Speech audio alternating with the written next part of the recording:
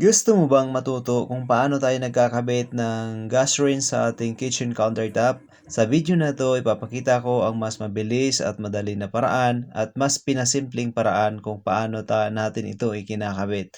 So ngayon guys, panoorin mo ang buong video na to dahil step by step ituturo ko sa inyo kung paano natin ito ginagawa. Ito na po yung luma nating gas rinse, no. Ang brand ng gas rinse na ito ay Tada. May katandaan na rin ito kung kung makikita nyo guys, ang apoy niya ay hindi na po pantay. Kung mapapansin nyo, naninilaw na yung kabilang side. Ito po yung dahilan guys kung bakit umiitim yung ating mga kawali o kaldero na isasalang dito. So kung kaya ngayon ay pagkakataon na para palitan ito. Anyway, pwede pa to guys. Kailangan lang ito ng konting linis at para pantay po ang buga ng kanyang gas. So kung mapapansin nyo, itong isa din ay hindi na po pantay. So ngayon, bubuksan na po natin ito para makita natin doon sa loob. So of course, una ay gagawin natin is kailangan muna natin ito sukatin bago natin ito ibaklasin. Kasi baka mamaya is malaki yung ipapalit dito or ano pa yung mga kadahilanan na hindi matuloy yung pagpalit at is ay hindi pa natin tinanggal. So ngayon, ito na yung bago. Ang brand ng gas rinse na ito is Lighting. Ito po ata is made in China kasi na-order ito through online sa China. Pero kahit ganun pa man, made in China, maganda naman din ito guys. Mamaya makikita yung outcome nito. So ito po ay may tatlong sangkalan din at meron siyang battery na pang-ignition niya. So meaning is mayroon siyang sariling ignition guys, gamit yung battery. So kung makikita nyo guys, parang tempered glass yung nasa ibabaw niya. So napakaganda po nito sa personal. So of course ito sinukat ko na kung talagang kasya ba. Yun, minalas po tayo guys dahil hindi kasya. So ngayon is matcha-challenge po tayo dito dahil kailangan po ito natin i-cut. Pero of course guys, pagkakataon na rin ito para maipakita ko sa inyo kung paano natin ito kinakat. Of course, kailangan natin itong i-cut. So bago tayo mag-umpisa mag-cut nito guys is gawaan muna natin ng guide. Ito ay sa pamamagitan ng pag-drill doon sa gilid niya para mamaya yung mismong kanto ay maganda na siyang tingnan dahil nakabilog na. Okay. So, ang problema guys kasi mayroon palang nilagay po dito na marble stopper yung nandun sa baba. So, kailangan muna natin putulin yung marble stopper niya bago natin ito ikakat yung mismong countertop. So, dito guys, kung mapapansin nyo, gumamit tayo ng multi-tool para pangkat nitong pangkat nitong marble na ito. Ayan, yung nasa ilalim, marble yan. So, dahil sa gabal po yun, pag kinat natin dito sa ibabaw.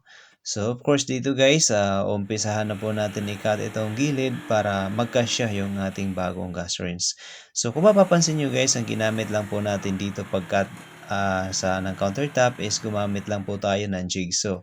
Jigsaw po yan guys na yung bit na nilagay ko dyan is yung yung pang bakal na yung jigsaw bit niya, no. So hindi po to pwede natin gamitan ng jigsaw bit na pangkahoy dahil malalaki po ang ngipin noon. Ngangat-ngatin po yung gilid niya pag uumpisahan ng pagkabasag yon. Kaya ito ang ginamit ko is talaga to pang bakal para kasi yung pangbakal guys is maliliit ang ngipin noon ay hindi po nakakasira ng gilid nito. So kung mapapansin nyo guys, ayan, 'di ba? Ang ganda ng pagka-cut ng gilid niya. So kung mapapansin nyo, parang pantay na pantay, wala pong nagagasgas doon sa pinakagilid niya. Okay? So ayan, malapit na pong matapos guys. Stay tuned lang. Ayan. So ito na ang mahiwaga nating bush na electric jigsaw. Of course, dito linis-linis tayo dito para naman tumaas konti ang labor natin. Joke lang guys. Wala tayong labor dito. So, ayan. So, dito na, naikabit na natin. So, pantay na po siya. So, double check lang, okay na. So, since okay na guys, ito yung wag nyong kalimutan, no? Dahil ito ay tested ko na po. Ang bago po ninyo ilagay ang inyong mga gas range sa mga countertop nyo, kung pwede lang maglagay po kayo ng insulation tape. Yan, insulation tape po yan. So, ang purpose naman yan guys, para yung init na yung init ng natin ng gas rinse ay hindi niya ililipat doon sa ating countertop. Kumbaga ito yung haharang sa ating countertop. So, ayan guys. So, ganyan lang kasimple guys. Kung mapapansin nyo, hindi ko pinalakihan yung paglagay dito sa ibabaw kasi pag nilagay natin yung gas rinse guys, uusli yan. Kung mapapansin nyo, maliit lang. Pero ang importante lang is coated po ito ng insulation tape para yung init mismo nung gilid ng ating gas rinse ay hindi niya ililipat dito sa ating countertop. So, yun yung dahilan guys, kung makikita mo guys, yun po yung dahilan na kahit ilang taon na itong countertop na kita mo, yung mismong gilid niya ay hindi pa siya nangingitim or hindi parang wala siyang dumi na makikita mo. Dahil po yan dito sa insulation tape. Yan.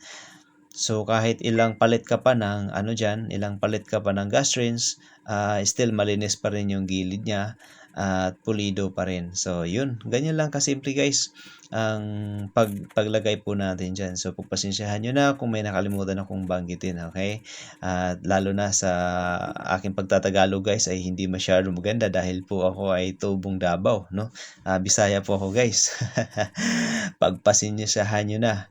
So, so malapit nating matapos itong paglalagay ng ating insulation tape. So guys, kung nag-enjoy ka naman sa video na to guys, sana wag mong ipagdamot sa akin yung isang like. At kung hindi ka pa nabibigatan sa subscribe, mas magandang mag-subscribe ka guys. Dito sa channel natin guys, marami tayong mga DIY na pinapakita. Anyway, hindi po ako ganun ka-professional guys, pero ini-encourage ko lang kayo na gawin itong mga bagay na to or nag-a-upload ako ng mga video na to simply tells you na lahat tayo ay kaya natin tong gawin as long as na andyan lang yung willingness natin to learn. Ayan. So, importante din ito guys, yung pagkakabit ng hose mula doon sa gas rinse ay higpitan natin. Pagkatapos ito naman guys, yung paglalagyan natin ng battery para sa ignition niya or ignite niya. So, yan guys. So, kung sakaling ay hindi na nag-ignition or nag-ignite yung inyong yung inyong gas rinse guys, baka hindi nyo napansin, andito lang yung location ng battery. Pwede nyo palitan yung battery niyan para hindi po kayo mahihirapan magsindi. So ngayon guys is kailangan mo lang natin muna pantayin yung aging niya para naman mas maganda sa mata ng may-ari. Ayan. So kung makikita nyo guys, tempered glass. Wow, lodi talaga yan. So ngayon susubukan natin, 'di ba guys? Makikita nyo guys yung apoy niya. Wow, pantay na pantay guys. Tapos tingnan mo yung kulay, napakaganda ng kulay na swabing swabe talaga guys. Wow, hindi nyo talaga pagsisihan pag ito yung binili nyo. Wow. So, ayan guys, no? Tapos na.